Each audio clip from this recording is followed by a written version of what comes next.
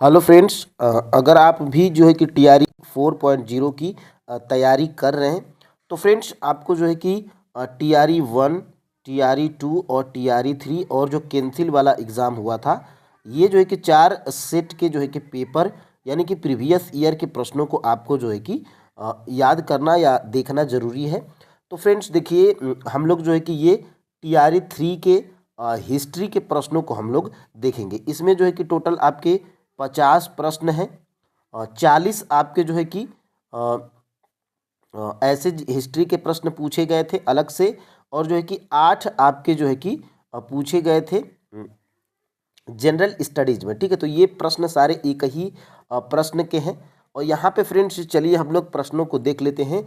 गदर आंदोलन एक क्रांतिकारी आंदोलन जिसका उद्देश्य भारत में ब्रिटिश शासन को उखाड़ फेंकना था, के नेता कौन थे। ठीक है, देखिए प्रीवियस ईयर कितना महत्वपूर्ण है।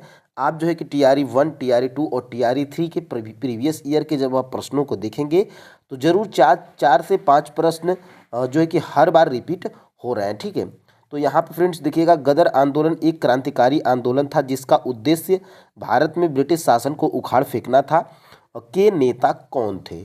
ठीक है, तो इसके जो है कि नेता फ्रेंड्स करतार सिंह सराबा थे। ठीक है, तो यहाँ पे ऑप्शन नंबर जो है कि ए बिल्कुल राइट आंसर है, और ये जो है कि बिल्कुल फाइनल आंसर की के साथ में आंसर आपको जो है कि बताया जा रहा है। ठीक है, अब देखिए यहाँ पे दूसरा प्रश्न क्या है, कौन सा समझौता भारत और चीन के बीच सीमा मुद्दों को हल करने में विफल रहा, जिससे अंततः संघर्ष हुआ।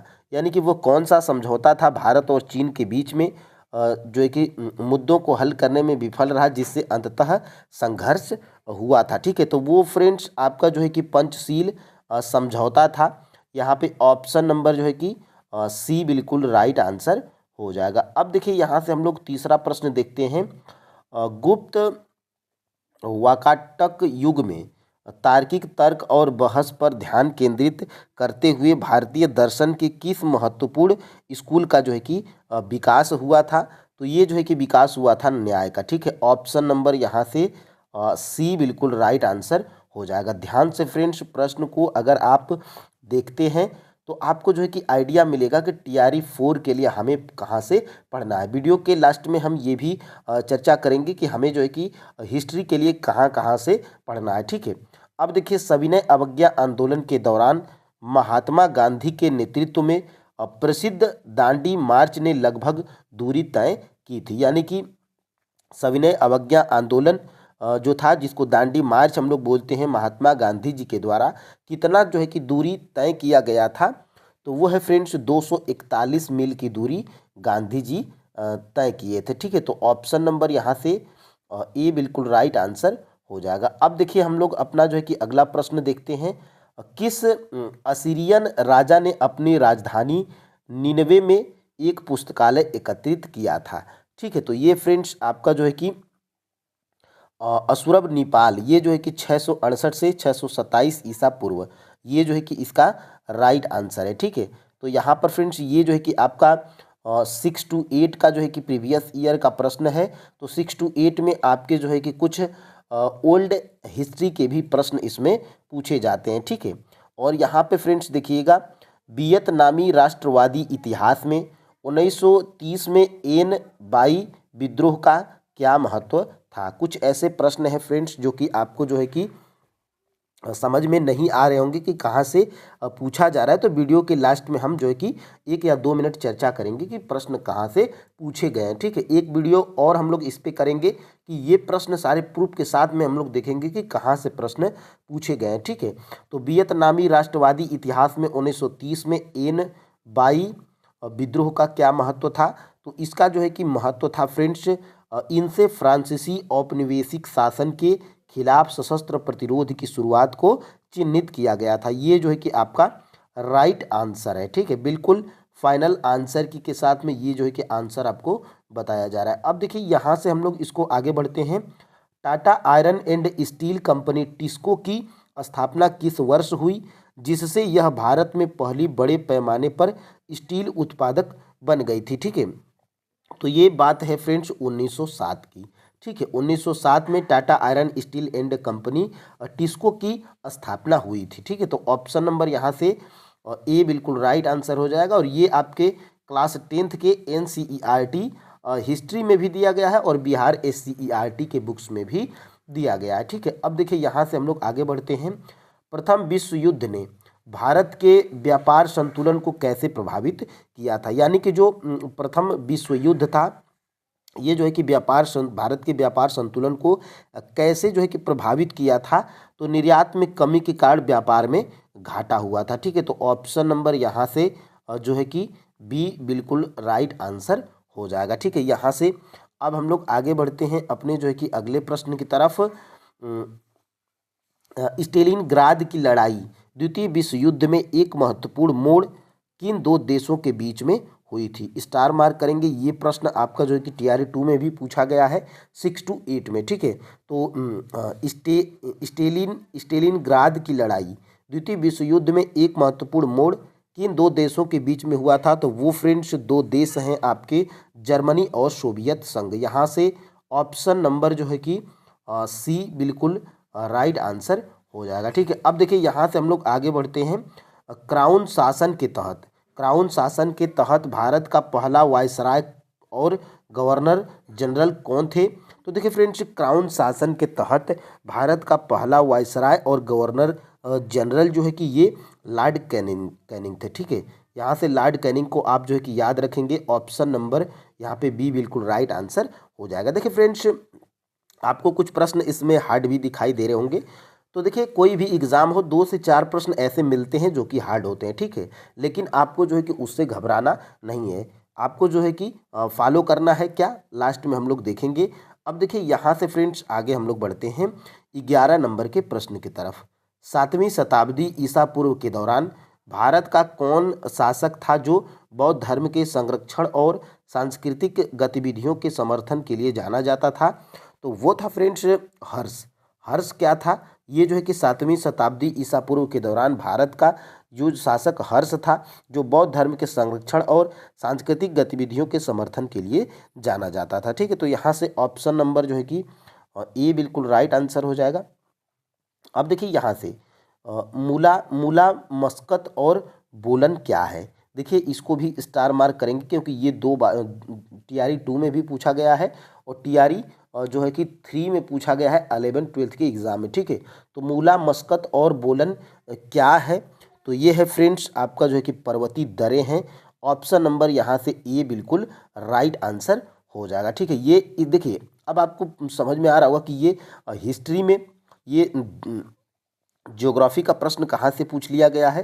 तो क्लास 10th के बिहार SCERT के बुक्स में जाएंगे तो ये जो है कि उसमें बिहार ज्योग्राफी के बारे में भी उसमें थोड़ा सा 1-2 चैप्टर दिया गया है, ठीक है। अब देखिए यहाँ से 1940 के दशक के दौरान बंगाल में तेभागा आंदोलन ने मांग की थी, यानी कि जो 1940 के दशक के दौरान बंगाल में जो तेभागा आंदोलन हुआ था उस आंदोलन की मांग क्या थी? तो उस आंदोलन की मांग यही थी फ्रेंड्स की फसल का जो है कि 1/3 हिस्सा जो है कि बटाईदारों को दिया जाए, ठीक है। तो ऑप्शन नंबर यहाँ से सी बिल्कुल राइट आंसर हो जाएगा। आप जो है कि वीडियो को फास्ट करिएगा और जो है कि प्रीवियस ईयर के ये प्रश्न हैं इनको जो है कि आप याद करिएगा, लिखिएगा, देखिएगा। ये आपको जो है कि TRE 4 में काम आएंगे, ठीक है। अब देखिए हिटलर की आत्मकथा जिसमें जर्मनी के लिए उनकी राजनीतिक विचारधारा और भविष्य की योजनाओं को रेखांकित किया गया है का शीर्षक है, यानी कि हिटलर की आत्मकथा इसका जो है कि शीर्षक क्या है?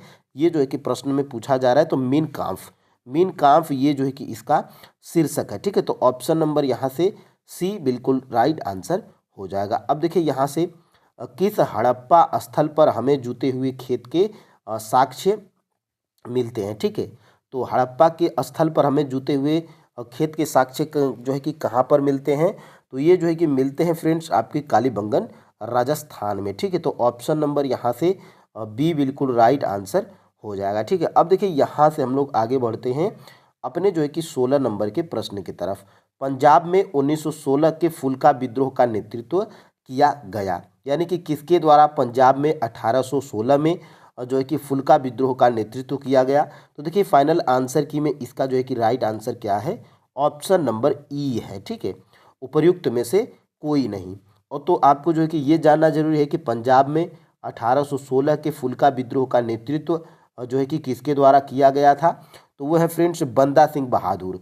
बंदा सिंह बहादुर को आप जो है कि याद रखिएगा, क्या है, बंदा सिंह बहादुर को जो है कि आप याद रखिएगा। ठीक है, बंदा सिंह बहादुर को आप जो है कि याद रखिएगा। पंजाब में 1916 के फुल्का विद्रोह का जो है कि फुल्का विद्रोह का नेतृत्व किए थे। ठीक है, तो इसका फाइनल आंसर की में ऑप्शन नंबर ई राइट आंसर है। और कौन नेतृत्व किया था, बंदा सिंह बहादुर। ठीक है, अब देखिए यहाँ से हम लोग आगे बढ़ते हैं। वर्नाक्यूलर प्रेस एक्ट ने, वर्नाक्यूलर प्रेस एक्ट ने भारतीय भाषाई समाचार पत्रों की स्वतंत्रता पर गंभीर प्रतिबंध लगा दिए। यह किस वर्ष पारित किया गया था, तो यह जो है कि 1878 में वर्नाक्यूलर प्रेस एक्ट जो है कि पारित किया गया था। और ये क्यों पारित किया गया था, क्योंकि भारतीय भाषाई वाले जो समाचार पत्र है इन पे जो है कि गंभीर प्रतिबंध लगाया गया था। ठीक है, तो ऑप्शन नंबर यहाँ से बी बिल्कुल राइट आंसर हो जाएगा। अब देखिए यहाँ से हम लोग आगे बढ़ते हैं। मंगोल साम्राज्य के संदर्भ में यम क्या था, यानी कि मंगोल साम्राज्य के संदर्भ में यम क्या था।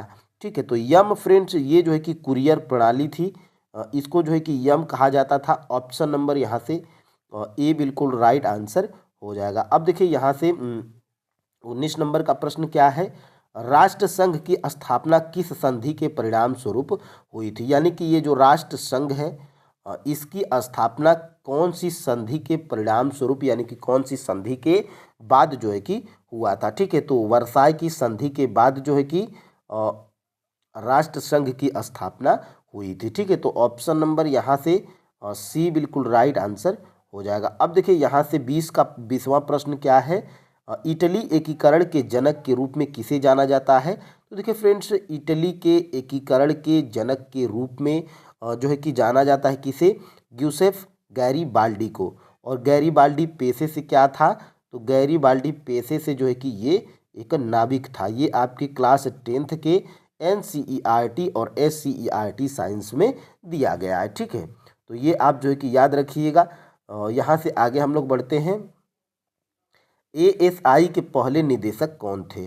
ठीक है, तो देखिए फ्रेंड्स, ASI के पहले निदेशक कौन थे, तो ये जो है कि अलेक्जेंडर कनिंघम थे। इसको जो है कि आप याद रखिएगा। ये ASI यानी कि ASI के जो है कि पहले निदेशक कौन थे, तो अलेक्जेंडर कनिंघम थे। ये जो है कि आपका ऑप्शन नंबर यहाँ से सी बिल्कुल राइट आंसर हो जाएगा। अब हम लोग बढ़ेंगे अपने 22 नंबर के प्रश्न की तरफ। ऑस्ट्रेलिया में किस नीति के कारण आदिवासी बच्चों को उनके परिवारों से व्यवस्थित रूप से निकाला गया। तो ऑस्ट्रेलिया में किस नीति के कारण आदिवासी बच्चों को उनके परिवार से व्यवस्थित रूप से निकाला गया था, तो वो फ्रेंड्स वो नीति कौन सी थी, तो आत्मसात नीति थी। ये मोस्ट इम्पोर्टेंट है, इसको जो है कि आप याद रखिएगा। ऑप्शन नंबर जो है कि बी बिल्कुल राइट आंसर हो जाएगा। और ये जो है कि प्रश्न जो प्रीवियस ईयर के आप देख रहे हैं, ये 1 to 5, 6 to 8, 9 to 10, 11, 12 TGT PGT सभी के लिए महत्वपूर्ण होने वाला है। ठीक है, अब देखिए यहाँ से हम लोग आगे बढ़ते हैं। किस घटना ने खिलाफत आंदोलन के लिए उत्प्रेरक का काम किया था, यानी कि वो कौन सी घटना थी जो खिलाफत आंदोलन के लिए उत्प्रेरक का काम किया था। ठीक है, तो ये जो है कि वर्साय की संधि, ये जो है कि खिलाफत आंदोलन के लिए जो है कि उत्प्रेरक का काम किया था। ऑप्शन नंबर यहाँ से ये बिल्कुल राइट आंसर हो जाएगा। अब देखेंगे 24 नंबर का प्रश्न क्या है। 1916 के लखनऊ सत्र के दौरान भारतीय राष्ट्रीय कांग्रेस के अध्यक्ष कौन थे, जहां कांग्रेस लीग समझौते पर हस्ताक्षर किया था। ठीक है, तो मोस्ट इम्पोर्टेंट है। ये जो है कि अंबिका चरण मजूमदार जो है कि इस लखनऊ अधिवेशन 1916 के जो है कि अध्यक्ष थे। और ये अधिवेशन इसलिए महत्वपूर्ण है क्योंकि फ्रेंड्स कांग्रेस दो भागों में जब बट गई थी 1907 के सूरत अधिवेशन में, तो यह जाकर जो है कि 1916 के लखनऊ अधिवेशन में जो है कि एकजुट हो गए थे। ठीक है, तो यहाँ से इसलिए महत्वपूर्ण है। अब देखिए फ्रेंड्स, यहाँ से ताना भगत आंदोलन ब्रिटिश शासन के खिलाफ एक अहिंसक आंदोलन किस भारतीय राज्य के आदिवासी समुदायों के बीच उत्पन्न हुआ था। ठीक है, तो ये जो है कि उत्पन्न हुआ था झारखंड में। तो आप जो है कि ताना भगत आंदोलन ये कहाँ हुआ था, कौन से राज्य में, तो झारखंड में हुआ था। ऑप्शन नंबर यहाँ से जो है कि सी बिल्कुल राइट आंसर हो जाएगा। ठीक है, तो ये सभी महत्वपूर्ण है प्रश्न, जो है कि ज़्यादा बड़े हैं लेकिन बहुत ही आसान है। अगर आप जो है कि फ्रेंड्स फॉलो करते हैं बेसिक तौर पे, आप जो है कि लूसेंट भी पढ़ लेते हैं, और लूसेंट भी अगर आप पढ़ रहे हैं तो इसमें से जो है कि 80% प्रश्न आपको लूसेंट से भी मिल जाएंगे। ठीक है, और जो है कि अगर आप NCERT बुक्स को फॉलो कर रहे हैं तो क्लास 8th, क्लास 9th और क्लास 10th की NCERT हिस्ट्री की बुक्स आप जो है कि पढ़ लीजिएगा, और जो है कि आपको SCERT की बुक्स भी पढ़नी होगी। ठीक है, तो ये महत्वपूर्ण है। अब देखिए 1901 में दादा भाई नौरोजी की पुस्तक poverty and un British rule in India के प्रकाशन में सहायक भूमिका निभाई गई थी। ठीक है, तो सहायक भूमिका ब्रिटिश उपनिवेशवाद द्वारा भारत के आर्थिक शोषण पर प्रकाश डाला गया था इस पुस्तक के द्वारा। ठीक है, और जो है कि प्रश्न यही घुमा के पूछ देता है कि poverty and un British rule in India की ये जो है कि पुस्तक के जो है कि किसकी पुस्तक है, तो दादा भाई नौरोजी के। ठीक है, इसका प्रकाशन कब हुआ था, 1901 में। इसका जो है कि मकसद क्या था, तो ब्रिटिश उपनिवेशवाद द्वारा भारत के आर्थिक शोषण पर प्रकाश डालना। ठीक है, तो ऑप्शन नंबर यहाँ से बी बिल्कुल राइट आंसर हो जाएगा। अब देखिए यहाँ से हम लोग आगे बढ़ते हैं। रॉयल इंडियन नेवी विद्रोह, रॉयल इंडियन नेवी विद्रोह जिसे बॉम्बे विद्रोह के नाम से जाना जाता है, किस वर्ष हुआ था। ये TRE 3 में 1 to 5 यानी कि PRT में जो है कि ये प्रश्न पूछा गया है। तो आप जो है कि देख सकते हैं, रॉयल इंडियन नेवी विद्रोह जिसे बॉम्बे विद्रोह के नाम से जाना जाता है, यह किस वर्ष हुआ था। ठीक है, तो यह जो है कि हुआ था फ्रेंड्स 1946 में। मोस्ट इम्पोर्टेंट है, ये आपको जो है कि लूसेंट में भी मिल जाएगा। ठीक है, अब देखिए यहाँ से हम लोग अगला प्रश्न जो है कि देखते हैं। औपनिवेशिक काल के दौरान रेलवे का भारतीय उद्योगों पर क्या प्रभाव पड़ा था। ठीक है, तो देखिए फ्रेंड्स औपनिवेशिक काल के दौरान रेलवे का भारतीय उद्योगों पर जो है कि क्या प्रभाव पड़ा था, तो आयात को बढ़ावा देकर औद्योगिक विकास में बाधा डाली गई थी। ठीक है, तो यहाँ से ये आपका जो है कि राइट आंसर है, ऑप्शन नंबर बी है। ठीक है, अब देखिए यहाँ से आगे हम लोग बढ़ते हैं। प्रथम विश्व युद्ध के दौरान किस ब्रिटिश नीति का उद्देश्य भारत में असहमति को दबाना और नागरिक स्वतंत्रता को कम करना था। ठीक है, तो इसका राइट आंसर क्या है, रॉलेट एक्ट। रॉलेट एक्ट का जो है कि उद्देश्य क्या था, प्रथम विश्व युद्ध के दौरान ये जो रॉलेट एक्ट हुआ था, ये इसमें ब्रिटिशों यानी कि अंग्रेजों की यह नीति थी। इसका उद्देश्य रॉलेट एक्ट का यह था कि असहमति को दबाना और नागरिक स्वतंत्रता को कम करना था। ठीक है, तो ऑप्शन नंबर यहाँ से सी बिल्कुल राइट आंसर हो जाएगा। अब देखिए यहाँ से आगे बढ़ते हैं। किस घटना से राष्ट्रसंघ के प्रभाव और अधिकार में गिरावट की शुरुआत हुई थी। ठीक है, तो देखिए मोस्ट इम्पोर्टेंट है, किस घटना से राष्ट्रसंघ के प्रभाव और अधिकार में गिरावट की शुरुआत हुई थी। ठीक है, तो इसका राइट आंसर सबसे पहले उपर्युक्त में से एक से अधिक है। अब इसमें से कौन कौन से ऑप्शन सही हैं, वैसे तो आप जो है कि देखिए इसमें क्या है, देखिए 1939 ये जो है कि द्वितीय विश्व युद्ध ये जो है कि प्रकोप में आया था। ठीक है, तो ये भी घटना है, राष्ट्रसंघ के प्रभाव और अधिकार में गिरावट आई थी द्वितीय विश्व युद्ध के प्रकोप द्वारा। और एसीबिया पर इतालवी आक्रमण ये जो है कि कब हुआ था, इससे भी जो है कि गिरावट आई थी 1900 और जो है कि 35। ये आपका द्वितीय विश्व युद्ध 1939 से आप याद रखिएगा। इस एबिसिनिया पर इतालवी आक्रमण 1935 में हुआ था। जापान द्वारा मंचूरिया पर आक्रमण ये जो है कि कब हुआ था, 1931 में हुआ था। तो उपर्युक्त तीनों ऑप्शंस आपके सही हैं, इसीलिए ऑप्शन नंबर डी आयोग माना है उपर्युक्त में से एक से अधिक। ये जो तीनों घटनाएं हैं, द्वितीय विश्व युद्ध, एसीबिया इतालवी आक्रमण, जापान द्वारा मंचूरिया पर आक्रमण, ये जो है कि इस घटना से राष्ट्रसंघ के प्रभाव और अधिकार में गिरावट की शुरुआत हुई थी। ठीक है, तो ये महत्वपूर्ण है। अब देखिए फ्रेंड्स यहाँ से हम लोग आगे बढ़ते हैं। मगध की राजधानी राजगीर का प्राकृतिक नाम क्या है, तो ये मोस्ट इम्पोर्टेंट है। मगध की राजधानी राजगीर का प्राकृतिक नाम क्या है। ठीक है, तो इसका जो है कि प्राकृतिक नाम क्या था, तो राजगृह था। ठीक है, राजगिरी है। ऑप्शन नंबर यहाँ से ए बिल्कुल राइट आंसर हो जाएगा। अब देखिए यहाँ से हम लोग आगे बढ़ते हैं। 1878 में द हिंदू अखबार की स्थापना किसने की, जो भारतीय राष्ट्रीय आंदोलन के दौरान जनमत को आकार देने में प्रभावशाली रहा था।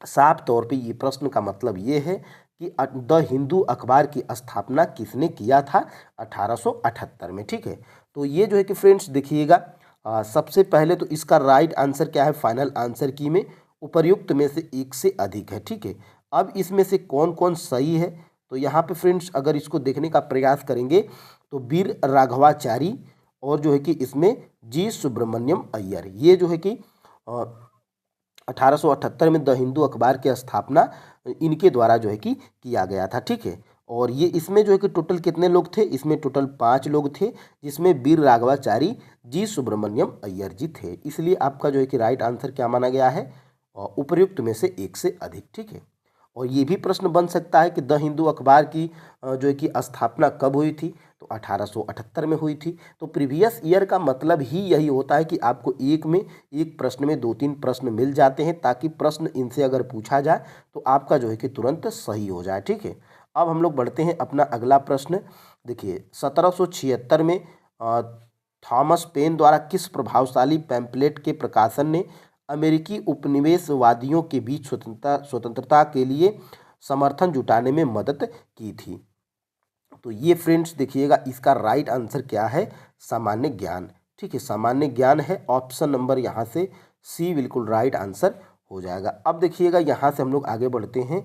यूरोप में 1848 में क्रांतियाँ मुख्यतः निम्न मांगों से प्रेरित थी, यानी कि यूरोप में 1848 की क्रांतियाँ मुख्यतः किन मांगों से प्रेरित हुई थी। ठीक है, तो इसका जो है कि राइट आंसर क्या है, राजनीतिक सुधार और लोकतंत्र से जो है कि यूरोप में 1848 की क्रांतियाँ जो है कि राजनीतिक सुधार और लोकतंत्र से प्रेरित थी। ठीक है, तो ऑप्शन नंबर यहाँ से सी बिल्कुल राइट आंसर हो जाएगा। ठीक है, अब देखिए हम लोग आगे बढ़ते हैं।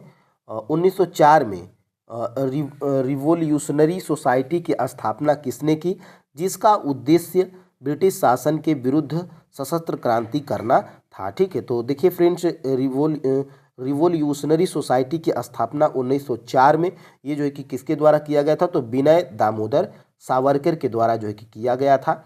ऑप्शन नंबर यहाँ से जो है कि बी बिल्कुल राइट आंसर हो जाएगा। ठीक है, अब देखिए यहाँ से 36 का क्या है, 1854 का वुड डिस्पैच किससे संबंधित था।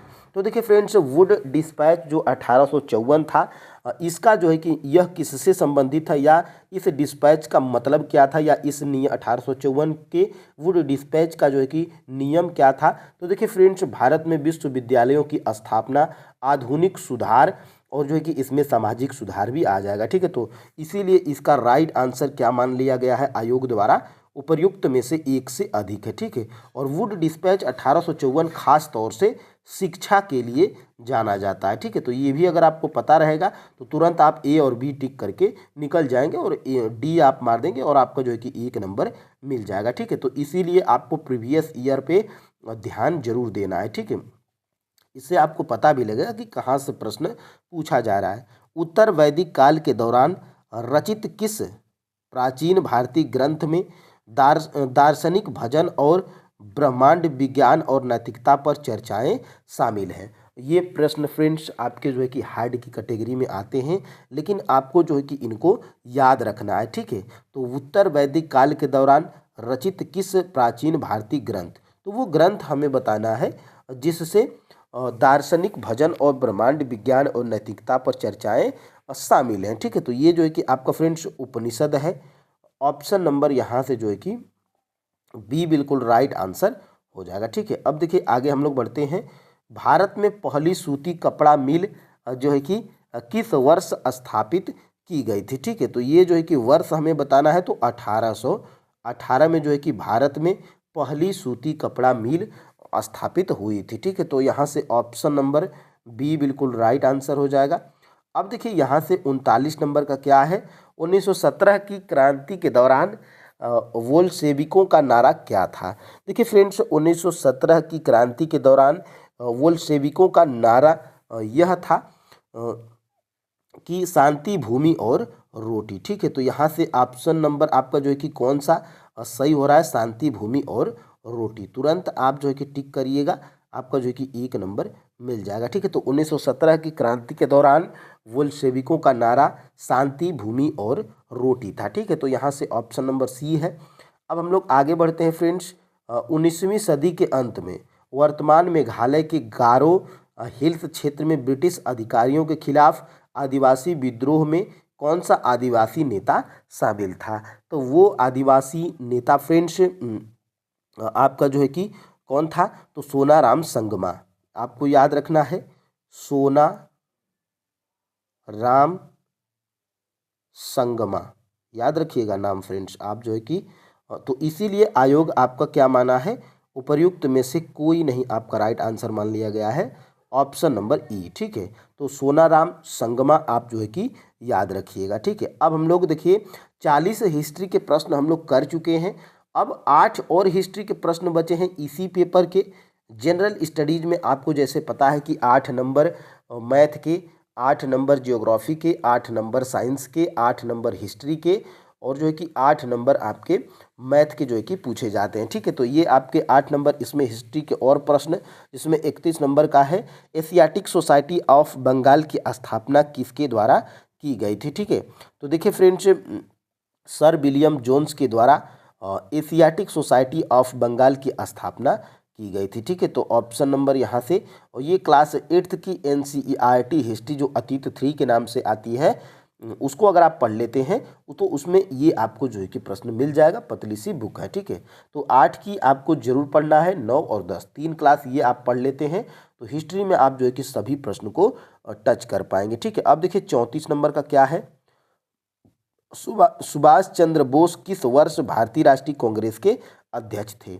इसलिए ये प्रश्न पूछा गया है क्योंकि सुभाष चंद्र बोस 1938 और 1939 दोनों में जो है कि अध्यक्ष थे। तो 1900 जो है कि 39 में जो है कि सुभाष चंद्र बोस कहाँ के अध्यक्ष थे भारतीय राष्ट्रीय कांग्रेस के? तो जो त्रिपुरी अधिवेशन हुआ था उसके थे। और जो है कि 1938 में जो है कि हरिपुरा, हरिपुरा ये आप जो है कि याद रखिएगा, हरिपुरा कहाँ है? तो गुजरात आपको जो है कि पता है। ठीक है, तो सुभाष चंद्र बोस दो वर्ष जो है कि, और देखिए यहाँ से सुभाष चंद्र बोस जी क्या करते हैं, 1939 में ही भारतीय राष्ट्रीय कांग्रेस से इस्तीफा देकर 1939 में ही फॉरवर्ड ब्लॉक की स्थापना करते हैं। ठीक है, तो यहीं से जो है कि इस्तीफा देकर फॉरवर्ड ब्लॉक की स्थापना करते हैं। ठीक है, तो फॉरवर्ड ब्लॉक की स्थापना कब हुई है? तो 1939 में। किसके द्वारा? सुभाष चंद्र बोस के द्वारा। सुभाष चंद्र बोस भारतीय राष्ट्रीय कांग्रेस के कब कब अध्यक्ष थे? तो 1938 में त्रिपुरी में, नहीं 1938 में हरिपुरा गुजरात में, और 1939 त्रिपुरी में। और ये भी प्रश्न बन सकता है कि फॉरवर्ड ब्लॉक की स्थापना सुभाष चंद्र बोस भारतीय राष्ट्रीय कांग्रेस के कौन से अधिवेशन से इस्तीफा देकर जो है कि स्थापना किए थे फॉरवर्ड ब्लॉक की? तो 1939 आपको याद रखना है। इसीलिए आपका जो है कि ऑप्शन नंबर डी बिल्कुल राइट आंसर है। ठीक है, अब देखिए यहाँ से ये आपका जो है कि हो गया है, केंद्रीय विधानसभा में हानि रहित बम किसने फेंका था? ठीक है, तो ये जो है कि केंद्रीय विधानसभा में हानि रहित बम ये जो है कि किसके द्वारा फेंका गया है? तो ये जो है कि बटुकेश्वर दत्त के द्वारा जो है कि ये फेंका गया था। ठीक है, तो ऑप्शन नंबर यहाँ से बी बिल्कुल राइट आंसर हो जाएगा। ठीक है, और बिहार दिवस कब मनाया जाता है? तो बिहार दिवस जो है कि ये मनाया जाता है फ्रेंड्स आपका 22 मार्च को बंगाल प्रेसिडेंसी से अलग होने के उपलक्ष्य में जो है कि 22 मार्च को बिहार दिवस मनाया जाता है। ठीक है, अब देखिए यहाँ से हम लोग आगे बढ़ते हैं। कांग्रेस सोशलिस्ट पार्टी CSP का गठन किस वर्ष हुआ था? ये आपका जो है कि PRT में भी प्रश्न पूछा गया है कि कांग्रेस सोशलिस्ट पार्टी CSP का गठन किस वर्ष हुआ था? तो 1900 जो है कि 34 में हुआ था। ऑप्शन नंबर यहाँ से ये बिल्कुल राइट आंसर हो जाएगा। ठीक है, अब देखिएगा हम लोग आगे बढ़ते हैं। भारत के राष्ट्रीय पुस्तकालय ने अपनी यात्रा किसके उद्घाटन के साथ शुरू की थी? तो यहाँ से फ्रेंड्स आपका ऑप्शन नंबर जो है कि सी बिल्कुल राइट आंसर है, मार्च 1836 में कलकत्ता पब्लिक लाइब्रेरी। ठीक है, तो यहाँ से ऑप्शन नंबर सी बिल्कुल राइट आंसर हो जाएगा। ठीक है, अब देखिए यहाँ से हम लोग आगे बढ़ते हैं। साइमन कमीशन के गठन की घोषणा कब की गई थी? तो साइमन कमीशन के गठन की घोषणा फ्रेंड्स 8 नवंबर को हुई थी, 8 नवंबर और 1927। ठीक है, तो देखिए 8 नवंबर 1927 कहाँ पर है? तो यहाँ पे 8 नवंबर 1929 है, 8 नवंबर 1928 है और यहाँ पे 8 दिसंबर 1927 है। तो इसीलिए आपको जो है कि राइट आंसर इसमें आयोग क्या माना है? उपर्युक्त में से कोई नहीं। ठीक है, तो ऑप्शन नंबर यहाँ से ई बिल्कुल राइट आंसर हो जाएगा। अब देखिए यहाँ से हम लोग आगे बढ़ते हैं। भारत सरकार अधिनियम 1935 के तहत बिहार विधान परिषद के प्रथम निर्वाचित सभापति कौन थे? तो देखिए फ्रेंड्स, ये थे फ्रेंड्स आपके राजीव रंजन सिन्हा जी थे। ठीक है, तो ऑप्शन नंबर यहाँ से बी बिल्कुल राइट आंसर हो जाएगा। ठीक है, तो टोटल फ्रेंड्स आप जो है कि TRE 3 के 6 to 8 के हिस्ट्री के 48 PYQs को आप जो है कि देखे हैं। ठीक है, तो ये क्लास आपको कैसी लगी आप जो है कि कमेंट बॉक्स में हमें ज़रूर बताइएगा। और हम लोग जितने पेपर हुए हैं, ठीक है, TRE 1, TRE 2, TRE 3 के और कैंसिल वाला, ये चारों पेपर मिला करके 6 to 8, 1 to 5, 6 to 8, 9 to 10, 11, 12 TGT PGT सभी के जितने हिस्ट्री के PYQs हैं सभी को हम लोग जो है कि करेंगे। ठीक है, और जो है कि आपको वो क्लास जो चल रही है और NCERT बुक्स के चैप्टर वाइज वो भी आपकी जो है कि चलती रहेगी। ठीक है, तो फ्रेंड्स फिलहाल आज के लिए इतना ही। जय हिंद।